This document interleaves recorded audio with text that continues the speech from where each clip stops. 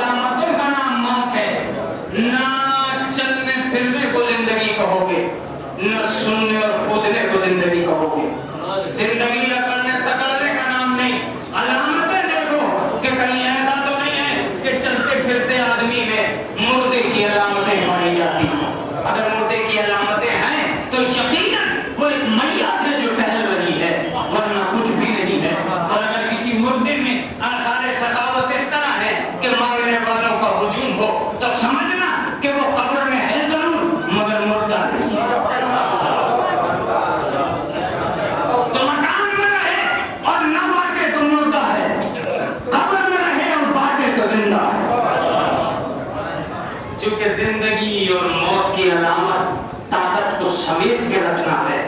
طاقت کو سمیٹا تو موت ہے، طاقت کا حصہ کیا تو زندگی ہے۔ اب پوچھو خالق کائنات سے کہ اس پوری زندگی پر احسان کس کا ہے؟ انشکرنی ولوالدیک، میرا شکریہ کرو اور والدین کا شکریہ۔ اگر وہ زندگی کے قدم آگے نہ بڑھاتے، وہ ماں جو لطف و کرم سے غذائیں فراہم کرتی ہے، اگر وہ قہر و غلبے سے تمہارا گریبان دبا دیتی، تمہارا گلا دبا دیتی، تو کون تھا جو اس وقت بچاتا جب تم عالم کمسنی میں تھے؟ لہذا شکریہ ادا کرو اس ماں کا جس نے چلنا سکھایا، شکریہ ادا کرو اس باپ کا جس نے زندگی دینے کے لیے خود کو تمہارے اوپر قربان کر دیا۔ آج جب یہ فلسفہ حیات تمہارے پاس ہے تو انہی دونوں چیزوں کو بھول کے زندگی کہتے ہو تو سنو، جو ہم سے بچھڑ جائے اس کا نام موت ہے، جو ہم سے مل جائے اس کا نام زندگی ہے۔ جو ہماری راہ میں قتل بھی ہو جائے زندہ وہ ہے، جو ہماری راہ سے ہٹ جائے مردہ وہ ہے۔ تو ہماری راہوں سے ہٹ کے سماج میں چلنے والا بھی مردہ ہے، ہماری راہوں میں مل کے گردن کٹانے والا بھی زندہ ہے۔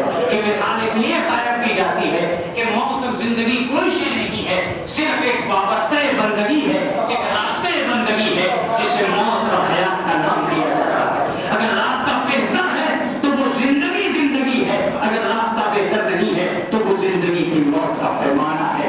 یہی منظر دکھانے کے لیے حسین نے علی اکبر کو آواز دی، کہا بابا موت ہم کیا پڑے گی،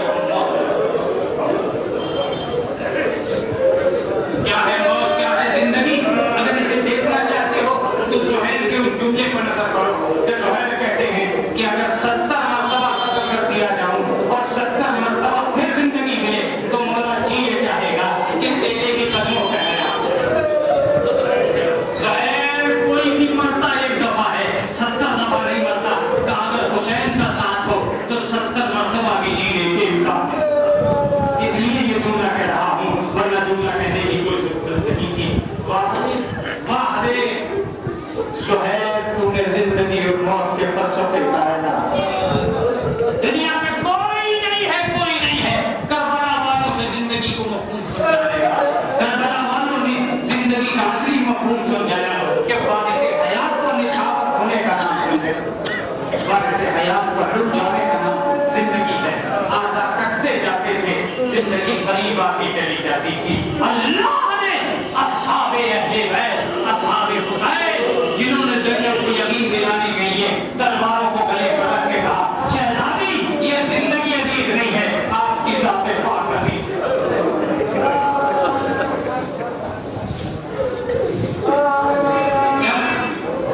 اس قدر مجمع ہو سب جناب زینب کو جانتے ہو امام حسین کو پہچانتے ہو تو ایک لفظ کہا جاتا ہے کہ ماتم کرنا تو اس بات پر کہ ان کو ماتم کرنے نہیں دیا گیا رونا تو اس بات پر کہ انہیں رونے نہیں دیا گیا.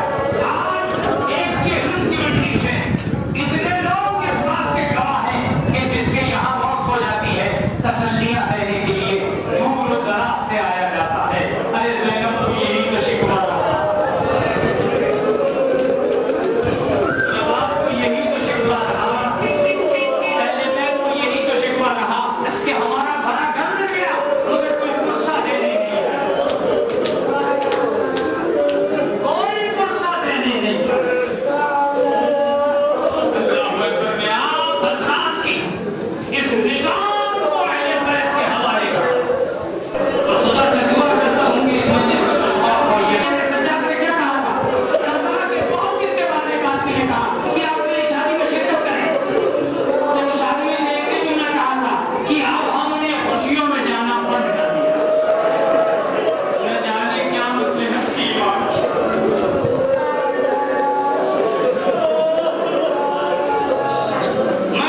ایام ازاں میں ایک ہی جملہ کہتا رہا ہوں اللہ تو آپ کی خدمت میں بھی عرض کرتا کہ کربلا کو سمجھنے کے لیے بس دو جملوں پہ نظر رکھو کہ کیا مدینے سے گیا اور کیا مدینے کو واپس آیا.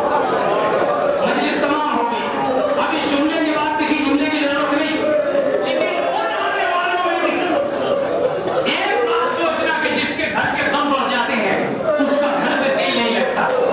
یہ منظر اہل بیت کے گھر میں دیکھنا چاہتے ہیں عزیزوں کربلا کو واقعات سے پڑھنا اور ہے میں صرف الفاظ کے ذریعے سے پیغام پہنچا دیتا ہوں. مجھے کوئی بھی عید اہل بیت کی ایسی بتاؤ جو کربلا کے بعد اہل بیت کے گھر میں ہوئی ہو. جتنی عیدیں آئی اہل بیت گھروں سے نکل کے قبرستان جاتے تھے بڑی عید مناتے تھے. ارے میں نے ایسی عید کسی کی نہیں دیکھی جو مقام میں ہوتی ہو.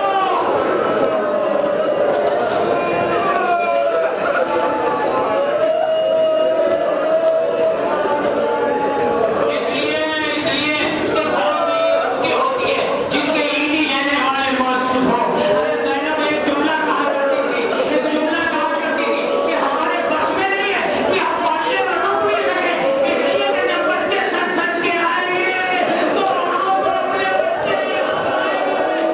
جب جوان گلے ملیں گے تو دینا تو یاد آئے گا. جب لوگ پھر ملیں گے تو مرنا کو قاسم یاد آئے گا.